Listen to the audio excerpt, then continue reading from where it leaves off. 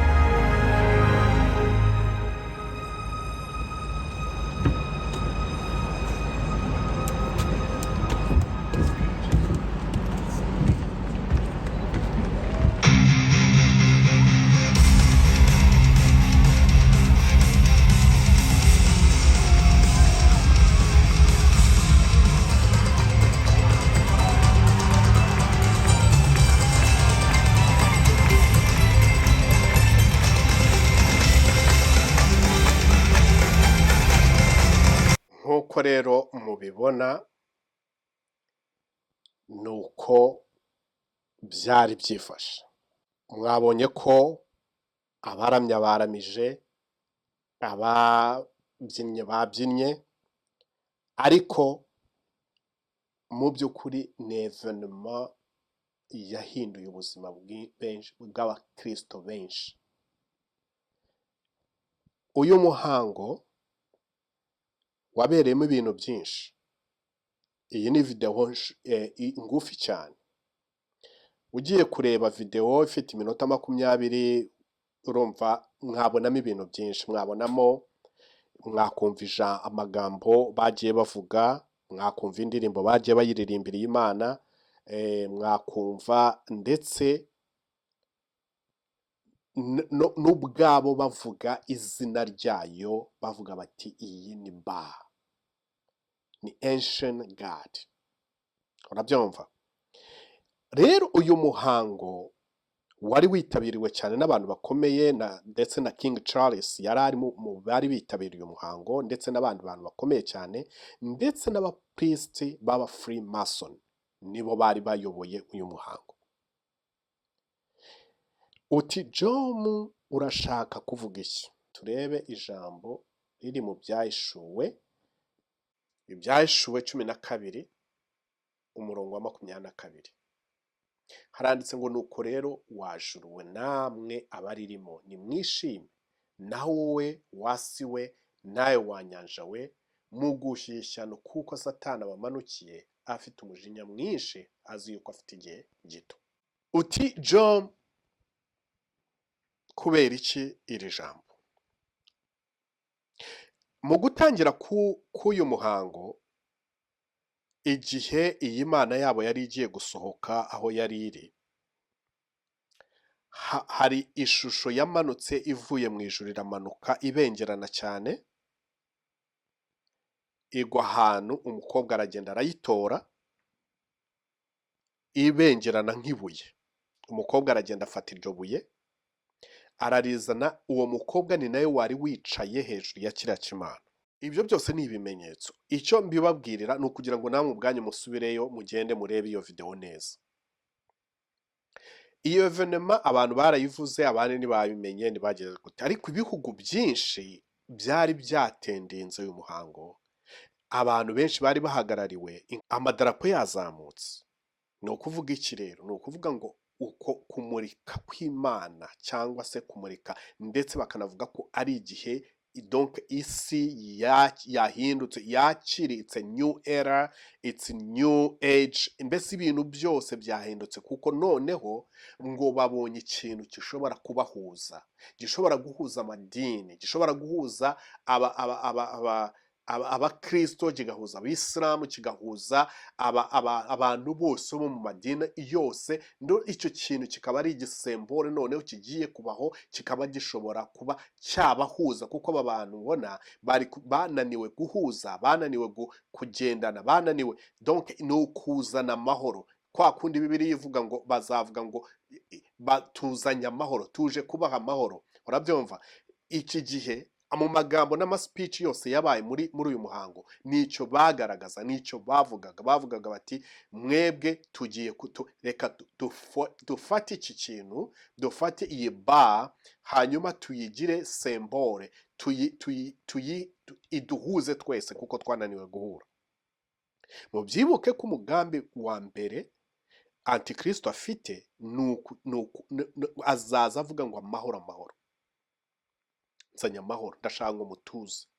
Ari nabyo ubona bari kurwana nabyo muri iki gihe, bararwana nabyo kugira ngo bagerageze bashire isi ku murongo, ariko bayencurujusinga ibintu byose mubona, izi IDs ziri kuza, ibi bintu byose biri kuza bigomba gufata umuturage utuye ku isi ngo bikamugira umuntu umwe, bigafata isi bakayigira umudugudu, ku buryo umuntu wese agomba kuba ari hasi y'ubuyobozi buyoboye iyi si. Ni ukuvuga mu yandi magambo, isi irayobowe n'ubundi, kuko Bibiliya ubwayo ndumva ari Abefeso avuga ngo ku bice bitandatu n'umurongo wa 11 aravuga ngo mwambare intwaro zose z'Imana kugira ngo mubashe guhagarara mudatsinzwe n'uburiganya bwa Satani, kuko tudakirana n'abafite amaraso n'umubiri, ahubwo dukirana n'abatware n'abafite ubushobozi n'abategeka iyi si y'umwijima n'imyuka mibi y'ahantu ho mu ijuru. Ngiryo ijambo nashatse kuvuga, abafite ubutware n'ubushobozi aribo batwara iyi si y'umwijima, bamaze igihe kirekire bakora, ntabwo ari ibintu bishyashya, sibyo? Rero iriya evenema ari nayo yafunguriye Satani akimikwa ku mugaragaro, nk'uko mubibona hariya mu Bwongereza. Hari ibintu byakurikiyeho, uti ibyo ni ibiki? Iyo urebye ibintu byabaye, murabibona ibintu biri kuba muri Middle East, ukareba ibintu biri kuba muri Europe, sibyo? Ukareba ibintu biri kuba muri Nigeria, murabyumva, muri Nigeria abakristo bashize, sibyo? Mukareba noneho no mu bihugu bitandukanye uburyo bagiye bakwackinga down abakristo, bakagerageza kwerekana yuko abakristo ari ikibazo. Urabyumva, abakristo ngo bateje ikibazo, bafite akavuyo, sibyo? Rero ubu rero muzakomeza noneho kubibona ko bigomba gukaza umurego, kubera ko Imana yacu dusenga noneho ihanganye n'Imana yitwa Ba, ariyo iyobowe cyangwa se itwaye iyi si ku mugaragaro, nk'uko mwabibonye. Noneho rero abakozi bayo n'abayemeye bagomba kuyitambira ibitambo uko byagenda kose, bagomba kuyikorera, bagomba kuyicira inzira, bagomba kugira ibyo bakora kugira ngo uwo mugambi ugerweho. Ni nayo mpamvu mudakwiye gutungurwa n'ibintu cyane bibabaho muri iki gihe. Bagufasha uri umukristo uri gusenga ni ikibazo, niyo waba uri iwawe mu rugo bakamenya ko warimo gusenga, kizaba ikibazo. Ariko ibyo bintu bije vuba, ntabwo ariko byahoze. Kera abatuyobora n'abandi bose bavuga bati umuntu muzima n'ufite roho nzima n'umubiri muzima. None uyu munsi barakubwira bati ni umubiri gusa, genda muri gym, sibyo? Tugira umubiri, ariko nuvuga roho ni ikibazo.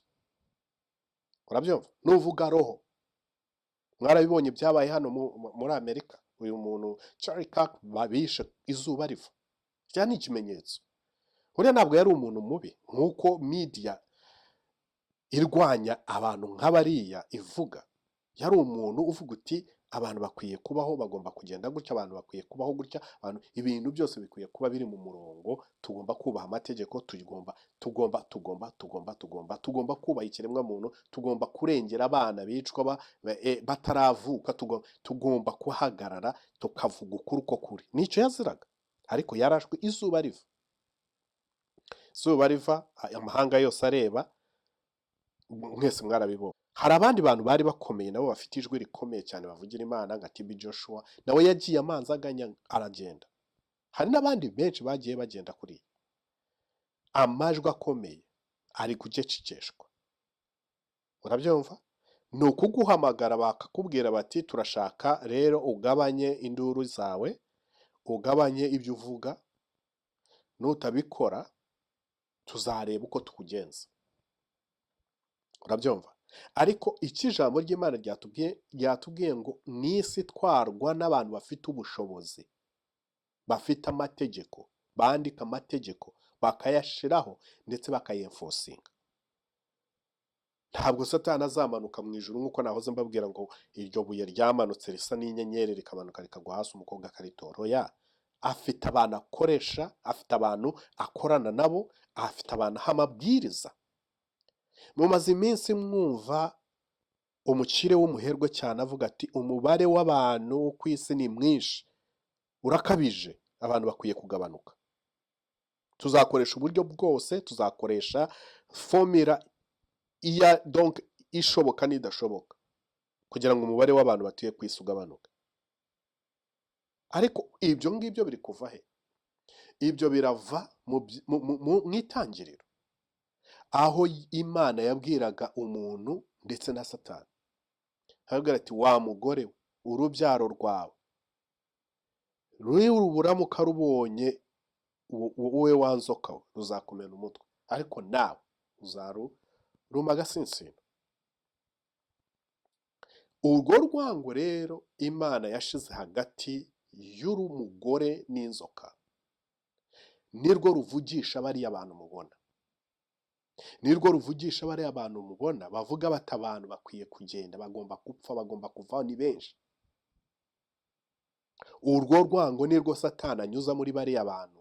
Imana ubwayo yavuze iti mwa bantu mwe mwari kuzabaho igihe kirekire, mwari kuzabaho iteka ryose, ariko kuko mukoze icyaha igihe cyanyu kibaye kigufi. Imana ishiraho urwo rugani rw'imyaka 120. ushobora kuyirenza kubw'ubuntu bw'Imana, ariko Imana ifite ukuntu igenda igabanya abantu bayo, kandi ikabagabanya yabanje kubitekerezaho. Nubona abaguhutaza, nubona bari gutuka Imana, ukabona abantu mbese basa naho barenze umurongo, batakiri kuri iyi si, bavuga bati Imana ntayibaho, Imana nta kintu tubwiye, urabyumva? Umenye ngo birava he. Ni umwuka abantu barangije kumira, ugendana nabo, ugendera muri bo, ari uva kuri iriya Mana mwabonye. Mbere ya covid gatoya, abantu bari bakiri muri positive energy. Umuntu yarakubwira ati tujye gusenga,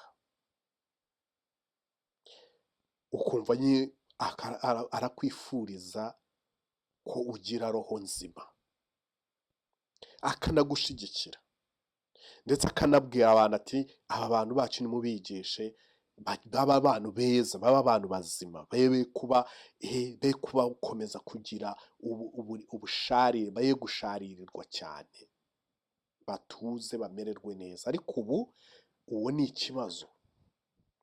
Uvuga ibyo, ubwiriza abantu agakiza, uhamagarira abantu guhinduka, ni ikibazo. Ahubwo arahubwira ati twakumvise iwawe usenga, urajya mabuso, urafungwa, sibyo? Abandi baracirwa imitwe muri Nigeria, abantu bashize, muri Gaza abantu bashize. Aho abakristo bari, mwarabyumvise ibyigeze kuba muri ndumva ari Syria, ndumva ari muri Syria naho bigeze kwica abakristo rwose, barabanje barabica cyane. Ibyo bintu byose nuko hari ikintu kibiri hejuru. Mugomba kubitekereza, ndetse no mu gihe cyawe cyo gusenga, no mu gihe cyawe cyo kwegera Imana, ukajya usenga ariko utibagirwa bene so bo mu bihugu bitandukanye bari mu bihe by'akaga. Ko Satani koko ubu ari gukaza umurego nk'uko mwabyumvise mu ijambo, azi ko afite igihe gito, kandi igihe kiwe koko kirimo kugenda gishira. Abantu benshi bavugaga bati Imana niyo ishobora byose, ariko ubu AI niyo ishobora byose. Ikibazo icyo ari cyo cyose waba ufite, AI irakigukemurira. So ubwo rero abandi barakoresha AI mu kumenya ejo hazaza, mu gihe abandi bajyaga gusenga Imana bakayibwibaza bati Mana uravuga iki kuri ibi n'ibi n'ibi. Ubu baragenda bakabaza AI iti wowe urabibona gute ibi n'ibi n'ibi n'ibi, mu myaka 50 iri imbere isi izayimeze gute? Ariko mu gihe cyashize twajyaga imbere y'Imana tugasenga ngo Mana tubwire ni iyihe migambi yawe, bikadutera gusenga, bikadutera kwisunikira cyane ku Mana. Bya bindi Bibiliya ivuga ngo umurimbuzi azahagarara proclaiming yuko ari we Mana. Mu yandi magambo, umuntu wubaka AI cyangwa se uzaba uyoboye abandi muri AI ashatse yadeklara ko ashoboye byose. Rero mu kurangiza iyi video, ndabinginga cyane kugira ngo izi evenement zigenda ziba mujye muzipayinga attention kugira mubone uko musenga. Reka tuzagaruka tuvuga cyane ku bijyanye ni ikoranabuhanga, irangamuntu y'ikoranabuhanga bagiye kuzana cyangwa se batangiye kuzana, igomba kugenda nanone ukaba udakeneye urupapuro, ukaba udakeneye icyo, ariko bashobora kugushira ka chip mu kuboko, hanyuma ugatwara ibintu byose, banki yawe ukaba uyifite mu kaboko kawe, ukaba iri kuri iyo chip, business zawe zose zikaba ari aho ziri, ibintu byawe byose bikaba biri kuri iyo chip. Ibyo tuzagaruka nabyo tubirebeho, tubiganireho, ariko mu magambo make icyo nshatse kuvuga cyangwa kubabwira ni ukugira ngo mu paying attention ku bintu biri kuba, kandi noneho ibyo bintu biri kuba bibafashe gutekereza uburyo bwiza bwo gusenga. Ndabizi ko umwuka wera ari we udusengera kandi yadufasha gusenga neza bikwiriye, ariko kubimenya nta kintu bitwaye. Kumenya bene so ko bari gupfa muri Nigeria, kumenya ko bene so bari gupfa muri za Syria na za Gaza n'ahandi, kumenya ko hari abantu bari mu kaga runaka, bari mu ihohoterwa kubera ko ari abakristo, ibyo bintu biragufasha kuririra Imana no kuyibwira ngo Imana nize ihereza abantu bayo umutima wo kwihangana no gukomera, noneho habagera n'ikiba bagataha amahoro. Mugire rero ibihe byiza abakunzi mwese ba More Life. Ibiganiro byacu nakagaruka, tuzagenda tuganira ibintu bimwe n'ibindi biri hano hanze kuri iyi mihanda, hanyuma tugende turushaho no kwegera Imana, binadusunikire mu gukorera Imana. Imana rero ibahe umugisha kandi ibagirire neza, muhahe muronke kandi mukomere ku mwami. Ciao ciao, bye bye.